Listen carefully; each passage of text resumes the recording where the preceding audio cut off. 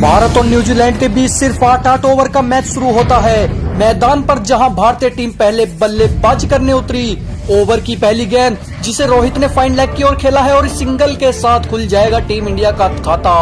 अगली बॉल पर Trent Boult ने शिखर धवन को पूरी तरह से कर दिया है बीट, लेकिन यहां ऑफ स्टंप से बाहर जाती गेंद पर शिखर धवन ने जोर से बल्ला घुमाया और खेल दिया एक खतरनाक शॉट। लेकिन वहां फील्डर तो है जरूर, लेकिन जाएगा चौका। अगली गेंद पर शिखर धवन ने 2 रन दौड़कर अपने खाते में और जोड़ लिए। ओवर की 5वीं बॉल पर शिखर धवन ने स्टेप आउट किया और लॉन्ग ऑन की तरफ गेंद को भेज दिया। सेंटनर के दूसरे ओवर की पहली ही बॉल पर रोहित शर्मा को चकमा दे रही थी गेंद। उसे देखकर इतना तो तय लग रहा था कि आज ये भी स्पिनरों पर ज्यादा मेहरबान रहने वाले हैं। सेंटनर की दूसरी बॉल को रोहित ने मिड विकेट की तरफ खेला है। यह गेंद भले ही बाउंड्री तक नहीं पहुंच पाई, लेकिन रोहित शर्मा के हौसले साफ साफ नजर आ रहे थे। इसी बीच रोहित ने 2 रन अपने खाते में और जोड़ लिए। ओवर की चौथी बॉल को रोहित ने बॉलर के सर के ऊपर उठाकर मारा और मैदान काफी स्लो है तो खिलाड़ी गेंद के पीछे तेजी से भाग रहा, पर नहीं मिलेगा कोई फायदा और मिल जाएगा एक और चौका। लेकिन तीसरे ओवर में टीम सऊदी की गेंद पर शिखर धवन एक बड़ा शॉट लगाना चाहते थे, पर ठीक से टाइम नहीं कर पाए और 6 रनों की पारी खेल धवन लौटेंगे पवेलियन की ओर। और 2.2 ओवर के बाद भारत 15 के स्कोर पर पहला विकेट खो चुका है। ओवर की तीसरी बॉल को रोहित शर्मा पुल करना चाहते हैं, पर सीधे मिड विकेट के खिलाड़ी के हाथों में मार बैठे। यहाँ बैक टू बैक दूसरे विकेट का पतन होता हुआ, पहले शिखर धवन और अब रोहित शर्मा। लेकिन विराट कोहली ने आते ही मोर्चे को है संभाला और टीम सऊदी की गेंद को लॉन्ग ऑन पर जड़ दिया। लेकिन फिर चौथे ओवर में सोडी की गेंद पर कोहली एक और छक्का लगाने के प्रयास में गेंद को सीधे लॉन्ग ऑन के पर खड़े फील्डर के हाथों में मार बैठते हैं। कोहली ने बनाए हैं मात्र 7 बॉल में 13 रन और भारत के विकेट गिर चुके हैं पूरे 3। अब बॉल फिलहाल टीम सऊदी के हाथों में। स्ट्राइक पर है मनीष पांडे और आते ही मनीष पांडे ने लगाया है जबरदस्त ड्राइव, गेंद मारी है गैप में और काफी देर के बाद भारतीय टीम के खाते में आया है ये चौका। अब आता है पारी का 6ठा ओवर, जहां सोडी की पहली गेंद पर मनीष पांडे लॉन्ग ऑन के ऊपर से एक शानदार छक्का जड़ देते हैं। सोडी के इसी ओवर में एक बार श्रेयस अय्यर ने फिर से बड़ा शॉट लगाने का प्रयास, लेकिन गेंद गई काफी ऊपर और 48 के स्कोर पर श्रेयस अय्यर भी भारत के चौथे विकेट के रूप में आउट हो जाते हैं। मित्रों, आपको एक बार फिर से बता दें कि ये खेल केवल 8 ओवर का हो रहा है।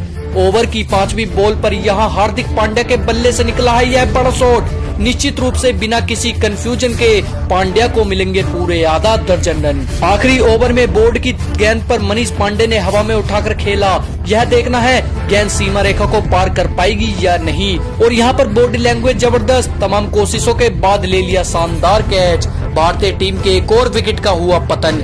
ओवर की आखिरी गेंद पर हार्दिक पांड्या ने मिड ऑन की तरफ खेला है यह बड़ा शॉट। दूसरा रन यहाँ पर लेना चाहते थे, पर धोनी ने किया मना और इसी के साथ यहाँ भारतीय पारी हो जाती है समाप्त। 8 ओवर की समाप्ति के बाद भारत ने बनाए हैं 67 रन, यानी कि न्यूजीलैंड को 8 ओवर में जीत के लिए चाहिए पूरे 68 रन। और अब आती है न्यूजीलैंड की पारी बल्लेबाजी करने।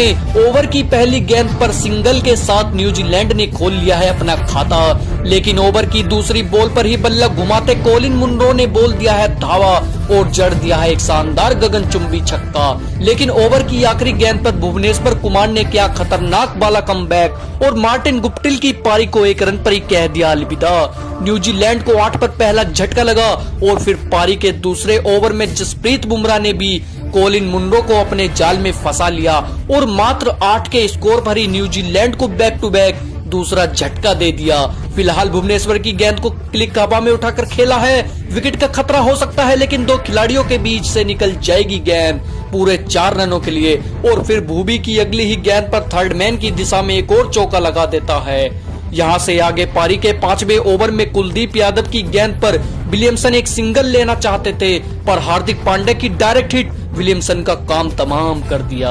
कुलदीप की अगली ही गेंद पर एक बड़ा शॉट लगाना चाहते हैं, पर बाउंड्री लाइन पार उसके लिए काल बने बैठे हैं गब्बर और ले लेते हैं एक प्यारा सा कैच। 4.4 ओवर के बाद न्यूजीलैंड 28 पर 4, लेकिन फिर पर कुलदीप के ओवर की आखिरी गेंद पर डी ग्रैंड होम के बल्ले से होता है शानदार कनेक्शन और न्यूजीलैंड के खाते में जुड़ जाते हैं 4 रन।